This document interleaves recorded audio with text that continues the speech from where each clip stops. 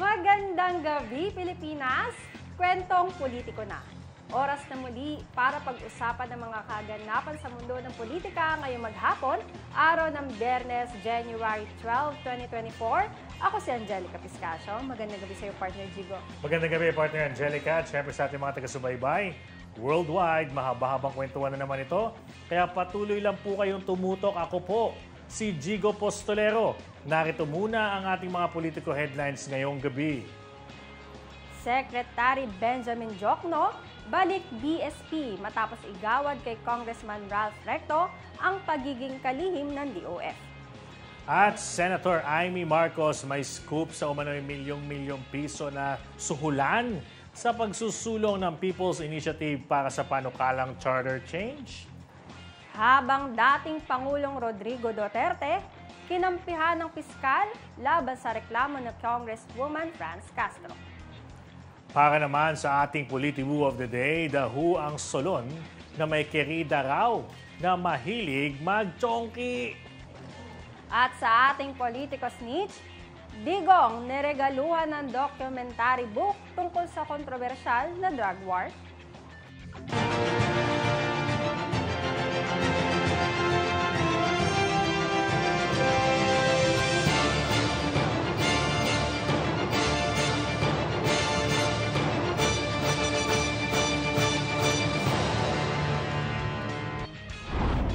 Sa detalye ng mga balita, matapos ang ilang buwang espekulasyon, formal nang nanumpa si Batangas Representative Ralph Recto bilang kalihim ng Department of Finance sa harap ni Pangulong Bongbong Marcos.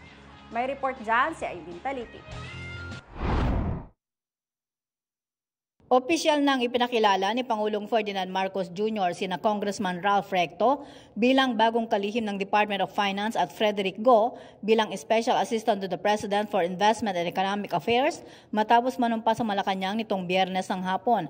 Pinalitan ni Recto si Department of Finance Secretary Benjamin Diokno na inilipat naman sa Monetary Board ng Bangko Sentral ng Pilipinas. Sinabi ni Pangulong Ferdinand Marcos Jr. na sina Secretary Recto at Secretary Go ay mga magigiting na leader sa larangan ng ekonomiya. Si Secretary Recto ay kilala sa mahusay na performance nito sa serbisyo publiko bukod pa sa pagiging behasa nito sa larangan ng ekonomiya.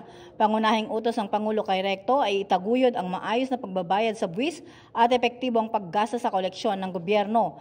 Bahagi rin ng tungkulin ni Recto bilang miyembro ng gabinete ay tumulong sa mga economic team ng gobyerno para makahikayat ng mga pamumuhunan at mga siwa sa mga polisiya sa pananalapi ng bansa. Malawak ang karanasan ng bagong kalihim sa larangan ng ekonomiya dahil bago ito naging senador at kongresista ay nagsilbi itong Secretary General ng National Economic and Development Authority mula 2008 hanggang 2009 sa ilalim ng Arroyo Administration. Marami ring naisulong na panukalang batas ang kalihim noong senador pa ito, kabilang ng Tax Reform for Acceleration and Inclusion o TRAIN Act, Rice Tarification Act, Ease of Doing Business at Efficient Government Service Delivery Acts at iba pa. Si Secretary Go naman ang magiging frontman para makamit ng administrasyon ang paglago ng ekonomiya ng bansa sa pamamagitan ng mga nakuhang mga pamumuhunan sa ibayong dagat. Ito si Aileen Taliping para sa Kwentong Politiko. Matapos naman ang balasahan ng opisyal sa Department of Finance, kinumpirma ng Department of Budget and Management na babalik si dating Finance Secretary Benjamin Diokno sa Bangko Sentral ng Pilipinas. Kasunod na rin ito ng pag-upo ni Batangas Representative Ralph Recto bilang bagong kalihim ng DOF. Ayon sa DBM, magsisilbing miyembro ng Monetary Board si Diokno. March 2019 nang itinalaga ni dating Pangulong Rodrigo Duterte si Diokno bilang BSP Governor at nang maupo sa pwesto si Pangulong Ferdinand Marcos Jr. noong 2022 ay itinalaga naman itong Finance Secretary. Ibinunyag ni Senadora Amy Marcos na nakatanggap siya ng detalyadong plano upang isulong ang pag-amyenda sa 1987 Constitution. Ayon kay Marcos, Project PI ang tawag kung saan natapos na ang paghahanda sa petisyon para sa Chacha nitong January 3.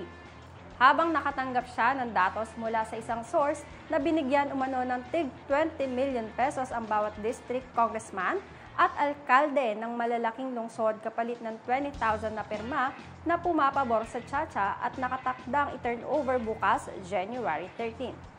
Dagdag pa ng presidential sister, kabado na ngayon ang mga kapwa niya senador sa nangyayari dahil lugi sila kapag nagkataon magkakaroon ng joint voting bunsod na rin ng malaking bilang ng kongresista sa Kamara. Mariing kinondena ng Liberal Party ang trending ngayon na EDSA Puera television advertisement na nagsusulong ng charter change. Ayon sa tagapagsalita ng Liberal Party na si dating Senadora Leila de Lima, basura, isang pandedemonyo sa EDSA People Power at tangkang pagbabaluktot sa kasaysayan ang nasabing ad. Dagdag pa ni de Lima, layo ng EDSA Puera ad na dungisan ng kasinungalingan at maling impormasyon ng katotohanan para maisulong ng mga nasa likod nito ang kanilang sariling interes at political agenda. Giit ng dating senadora, palusot lamang ang mga pangakong sinasabi ng patalastas dahil hindi naman kasalanan ng konstitusyon kung bakit mabagal ang pag-unlad ng bansa. Kasunod ng isyu ng away politika charter change, naniniwala si Senator J.B. Ejercito na hindi ito ang magandang panahon para pag-usapan ito lalo na kung may mga mas mahalagang isyu ang dapat tugunan. Nakatutok sa balitang yan si Raymond Tinasa. Binigyang diin ni Senator J.B. Ejercito na panira at panggulo lamang sa bansa ang mga ingay sa politika at isyu ng charter change. Reaksyon ito ni Senator J.B. sa napabalitang paghiwalay na ng unity team ni Pangulong Ferdinand Bongbong Marcos Jr. at Vice President Sara Duterte. Nariyan din ang sinusulong na People's Initiative kung saan may payout ng ayuda o 100 piso o manong kapalit ang bawat lagda. Sinabi ni Senator JB, napakaraming problema na dapat ayusin at mga hamong dapat harapin kaya makaapekto sa mga indilatang na programa ang maagang pamumulitika at charter change. Ayon kay Ejercito, para sa kanya ay mas mainam na pagtuunan na lamang ang paglaban sa mga kinakaharap na problema at pagsubok. Lahat naman daw ay nagagawa sa tamang timing at pagkakataon. Ako, si Raymond Tinasa, para sa Kwentong Politiko. Ibinasura ng Quezon City Prosecutor's Office ang sinampang reklamong grave threat laban kay dating Pangulong Rodrigo Duterte. Ayon sa piskalya, hindi sapat ang ebidensya ng complainant upang pagtibayin ang reklamo kaya inirekomenda nito ang pag-dismiss ng kaso. Magugunitang naghain ng kasong grave threat si ACT Teachers Party List Representative Franz Castro matapos pagbantaan umano ni Duterte ang buhay nito sa isang episode ng programa nitong Gikan sa Masa, para sa Masa, kasama si Pastor Apollo Quiboloy. Dito ay sinabi ni Digong na dapat si Castro ang unang punteriya ni Vice President Sara Duterte sa isinusulong noon na confidential fund ng DepEd at OVP na kalaunan ay hindi na isama sa 2024 General Appropriations Act. Nanawagan si Pangulong Ferdinand Marcos Jr. sa Department of Social Welfare and Development na ipagpatuloy ang serbisyong publiko na may kalinga at pangunawa. Mensahe ito ni Marcos sa DSWD kasunod ng ika-73 taong anibersaryo ng ahensya sa Quezon City. Ayon sa Pangulo, na ipakita ng DSWD ang empathy sa mga Pilipino sa mga nagdaang taon. Kasunod ng pagdiriwang ng anibersaryo ng ahensya, inilunsad din ng DSWD ang 24/7 na Disaster Response Command Center at buong bansa handa project para sa mas mabilis na paghatid ng serbisyo sa mga pamilyang nasalanta ng kalamidad. Binili na ni Pangulo Ferdinand Marcos Jr. ang mga benepisyaryo ng mga pabahay ng gobyerno at naalagaan at panatilihin ang kaayusan sa mga bagong tirahan. Mensahe ito ng Pangulo sa 316 na pamilya unang nakatanggap ng biyaya sa ipinatayong housing project ng pamahalaan sa Barangay Molino II, Bacoor, Cavite. Sa kaniyang talumpati, sinabi ng Pangulo na ang housing project sa Cavite ay bunga ng pagtutulungan ng National Housing Authority, local government at pamahalaan ng Bacoor. Lahat aniya ay pinatayong pabahay ay makakasiguradong ligtas, dekalidad komportable at may maayos na pamayanan. Kaya hiniling nito sa mga benepisyaryo na alagaan at panatilihin ang kaayusan.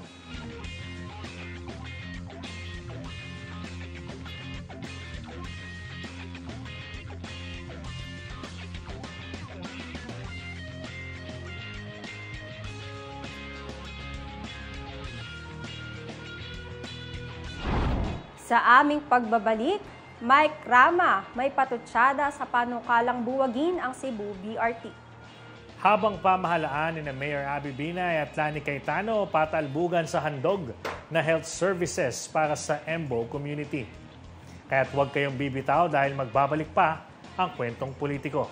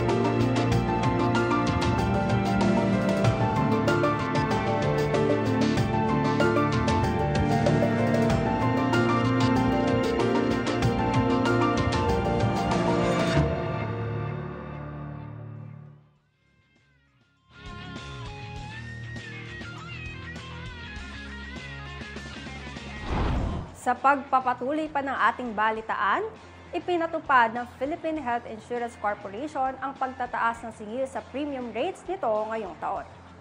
Ayon kay PhilHealth President Emmanuel Ledesma Jr., mula sa 4% ay tataas ito sa 5%, kung saan ang ceiling sa monthly basic salary ay itataas sa 100,000 pesos at mananatiling nasa 10,000 pesos ang minimum. Ibig sabihin, kung ikaw ay kumikita ng 10,000 piso kada buwan, nasa 500 piso ang kontribusyon mo sa PhilHealth na siyang hating babayaran ng manggagawa at ng employer. Sa ngayon kasi ay walang direktiba si Pangulong Ferdinand Marcos Jr. hinggil sa suspensyon ng premium rate matapos itong suspendehin noong 2023.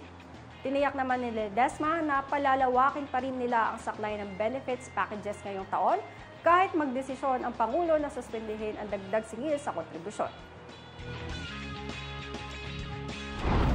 Labis ang pagpapasalamat ni Bicol Saro Party List Representative Brian Raymond Yamsuan matapos masungkit ng partido ang ikatlong pwesto sa survey ng RP Mission and Development Foundation. Ayon kay Yamsuan, patuloy silang magtatrabaho ng maigi upang pagsilbihan ang publiko alang-alang sa magandang serbisyo. Dagdag pa ng kongresista, magsisilbi nilang inspirasyon ang nakukuhang suporta sa publiko upang mas pag-ibayuhin pa ang good governance. Lumabas ay sinagawang survey ng RPMD noong December 27, 2023 hanggang January 5, 2024 na nasa 87.1% ang performance rating ng Bicol Saro Party List.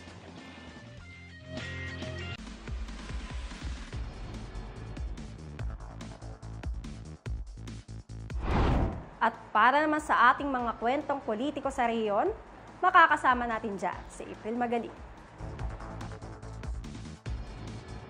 Para sa mga kwentong politiko sa rehiyon, simulan natin yan sa Central Visayas kung saan tinawag na stupido ni Cebu City Mayor Mike Rama ang planong pagbuwag sa Cebu Bus Rapid Transit Project. Kasunod yan ang naging komento ng ilang miyembro ng konseho na failure o hindi naging epektibo umano ang proyekto. Ayon kay Councilor James Anthony Querco sa City Council, humanap na lamang ng panibagong solusyon na tutugon sa trapiko. Kinatigan naman yan ni Konsehal Jocelyn Pascuera at sinabing dapat na raw talagang ipatigil ang BRT project. Banat ni Mayor Rama, may dahilan kung bakit napili ang BRT system kumpara sa ibang paraan ng pampublikong transportasyon. Ayon kay Rama, kailangan daw mag-ingat ang konseho sa kanilang aksyon lalo't ang proyekto ay pinupondohan ng national government. Sa bahagi ng Eastern Visayas, 6 na buwang suspendido si Allen Northern Samar Mayor Jose Arturo Suan matapos mapatunayang guilty dahil sa panggigipit at pang-aabus umano ng kanyang kapangyarihan. Ito ay matapos katigan ng Office of the Ombudsman ang reklamo sa kanya kaugnay sa away lupa. Nag-ugat kasi ang kaso ni Mayor Arturo dahil sa iligal na ipinatayo niyang kalsada kung saan sinakop raw ng alkalde maging ang pribadong lupain. Hindi raw pumayag ang mga may-ari ng lugar pero itinuloy umano ni Mayor na i-demolish ang kanilang bakod. Ayon sa Ombudsman, nabigo si Mayor Suan na imbestigahang mabuti ang property bago magpatayo ng konstruksyon. Naghain naman ng motion for reconsideration si Mayor Suan para tablahin ang kanyang suspensyon. Samantala sa Mindanao, unang buwan pa lang ng taon pero ang Partido People's Champ Movement ng General Santos City ay inilista na ang kanilang mga bibitbitin para sa 2025 local election. Batay sa isang source ng politiko, kabilang daw dyan ang mga dati na at mga bagito pa lang sa politika. May bulong-bulungan din nakasama sa PCM slate sina dating City Councilor Brixton at natalo sa pagkabisi alkalde na si J. Omila na nakitang nag-courtesy visit sa City Hall. Posible rin daw nakasama sa kanilang ticket si City Councilor Lulu Casabuena, habang makakarunning mate naman umano ni City Mayor Lorelai Pacquiao sa susunod na eleksyon si Councilor Jose Orlan Atcharon. Kaugnay naman sa mga kwentong politiko sa Metro Manila, kung dati agawan, ngayon tila pabidahan ang labanan ng Taguig at Makati sa paghahatid ng serbisyo medikal sa mga residente ng Embo Barangay. Sa kanilang abiso, inanunsyo ng Taguig LGU ang kanilang home health at doctors on-call services para sa Embo resident. Ang home health ay free health service para sa mga bedridden patient na bukas araw-araw mula alas 8 ng umaga hanggang alas 5 ng hapon, habang ang doctors on-call naman ay bukas 24/7 para sa medical emergencies. Pero wait, di papatalo dyan ang Makati. Ito'y matapos namang i-anunsyo ni Mayor Abby Binay na magkakaroon din sila ng free consultation sa lahat ng health centers sa lungsod. Ayon kay Mayor Binay, kahit na isasara nila ang health center sa Embo Barangay, maaari pa rin daw silang makapag-avail ng libreng consultation sa malapit na health center araw-araw. Habang sa North Luzon, naglapag na si San Fernando Mayor Hermenegildo Gualberto ng resolusyon na humihiling sa City Council ng La Union na magdeklara ng state of calamity. Kaugnay pa rin yan sa nangyaring sunog sa isang malaking palengke ng lalawigan. Ayon kay Mayor Gualberto, sa pamamagitan nito ay mas mapapadali ang pagtugon sa pangangailangan ng mga naapektuhan ng sunog. Nangako naman si Gualberto na makakatanggap ng pinansyal na tulong mula sa LGU ang lahat ng registered stall owner na natupok ang kabuhayan. Nakipag-ugnayan na rin sila sa DSWD para sa karagdagang tulong. Tiniyak ng alkalde na minamadali na nila ang plano para sa pagpapatayo ng panibagong palengke. Sa ngayon, pansamantalang nakasilong sa covered court ng Barangay Ilocos Sur ang mga apektadong tindero-tindera ng kanilang palengke. Lahat po ng mga options po natin, tinignan na rin po natin yung budget na kakailangan po natin. So, definitely medyo hindi po natin mag-project kailan po natin matatapos yan sa malaking proyekto po ito. But definitely, we will start yung project for the year. Umpisahan po natin yan. As to kung ano yung itsura, yun pa po yung mag-aaralan. Ako si April Magaling para sa Kwentong Politiko. Ready na ba kayong makidahu at makichika sa buhay politiko? Makakasama natin dyan si partner Jigo sa aming pagbabalik.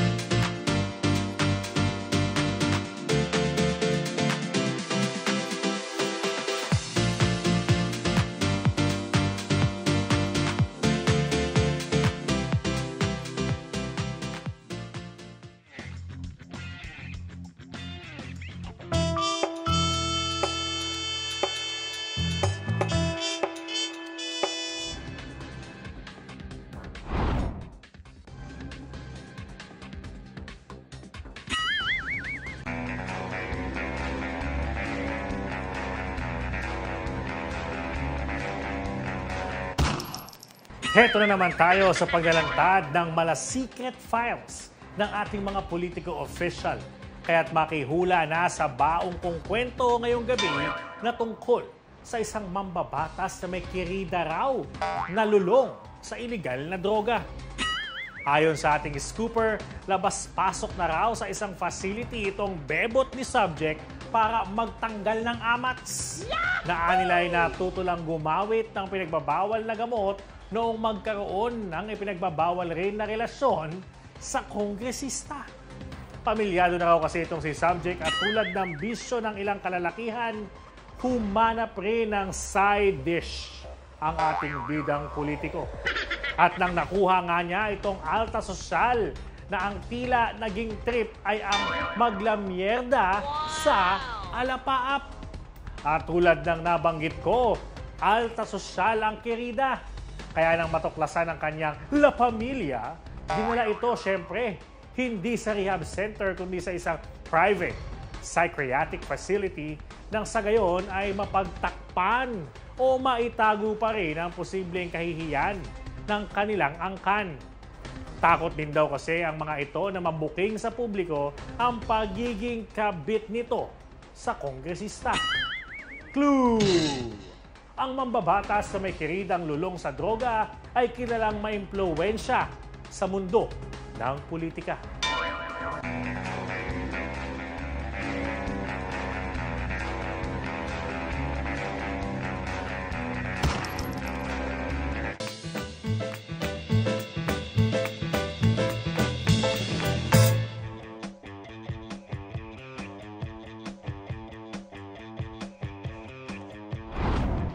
Hep, hep! Break muna tayo sa mga issue at heavy news sa politika. Halika't pasadahan natin ang ilan sa ating mga politikos news. Bilang tradisyon, panibagong pasabog na Von d'Honneur o pandiplomatikong pagdiriwang ang naganap sa palasyo nitong nakaraang araw na pinangunahan ng mag-asawang PBBM at First Lady Liza Araneta Marcos. Kung saan tinipon nito ang mga miyembro ng Diplomatic Corps para kilalanin ang kahalagahan nito sa pagpapaunlad ng bilateral relation o ugnayan ng Pilipinas sa ibang mga bansa. Matatandaan na twice a year kung isagawa ng gobyerno ang Von d'Honneur bilang post-New Year at Independence Day celebration. Sa talumpati ng Pangulo, ibinida nito ang aniyay pag-ahon ng Pilipinas sa pandaigdigang crisis tulad ng pandemya at gera. Binigyan din niya ang target ng kanyang administrasyon na puksain ang kabi-kabilaang suliraning panlipunan, kasabay ng pagbibida sa aniyay pag-ahon ng Pilipinas sa pandaigdigang crisis tulad ng pandemya at gera. Confidence that I announce that the Philippines has, I could say, gotten back on its feet from the reeling effect of the pandemic and the subsequent shocks that we suffered from the Ukraine war and now from the conflict in the Middle East. Kaugnay nito, hinikayat rin ng Pangulo ang Diplomatic Corps na makiisa at sama-samang puksain ang kabi-kabilang suliraning panlipunan. Bumanat pa ito ng biro sa kanyang may bahay na Jealous, you're getting a bigger applause than I am. Right?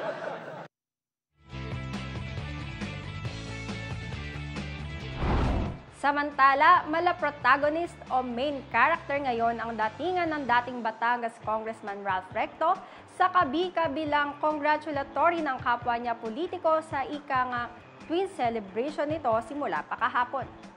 Nabukod sa pagdiriwang niya ng kanyang kaarawan, natumpa na rin siya bilang bagong kalihim ng Finance Department ng gobyerno kung saan dinagsa siya ng positibong pagdanggap sa ilang mga kapwa politiko tulad ni Senate President Mig Zubiri na tila hinhighlight ang pagiging math genius raw ni Recto.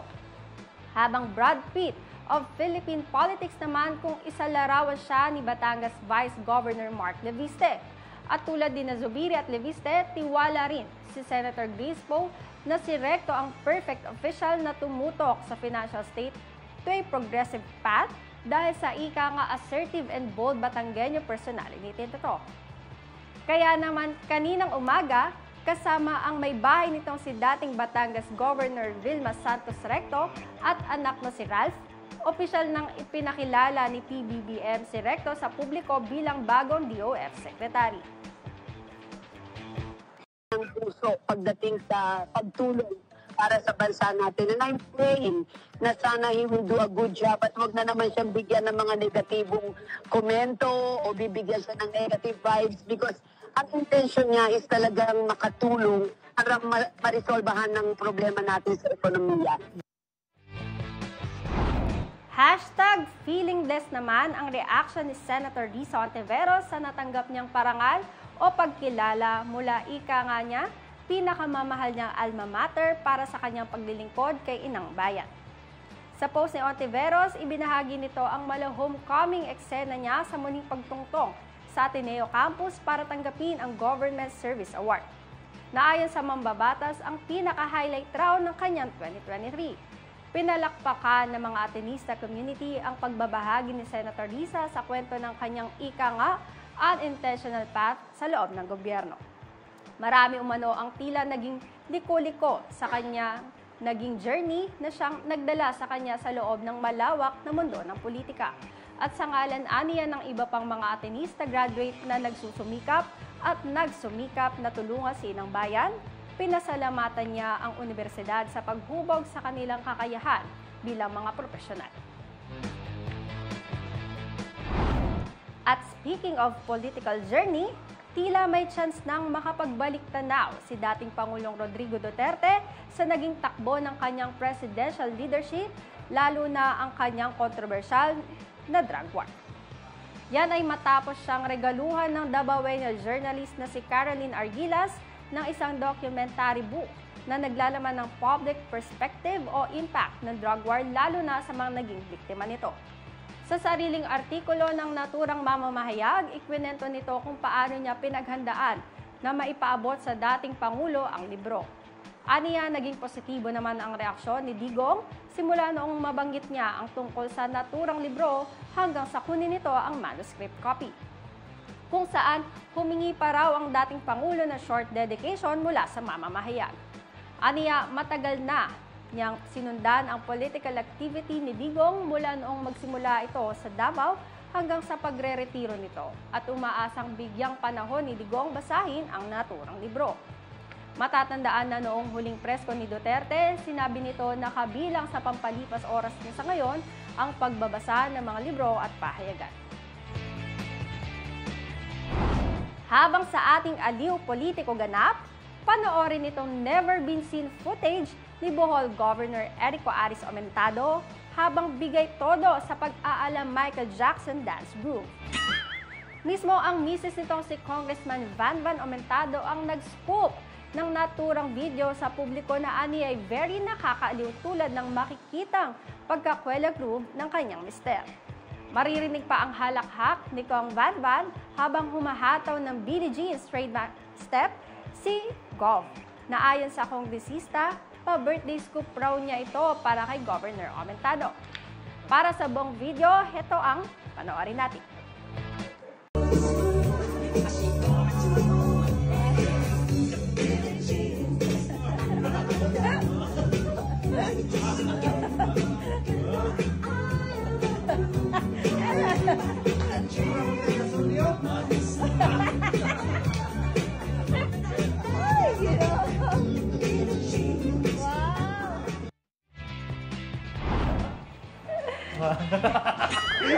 Parang andito ka.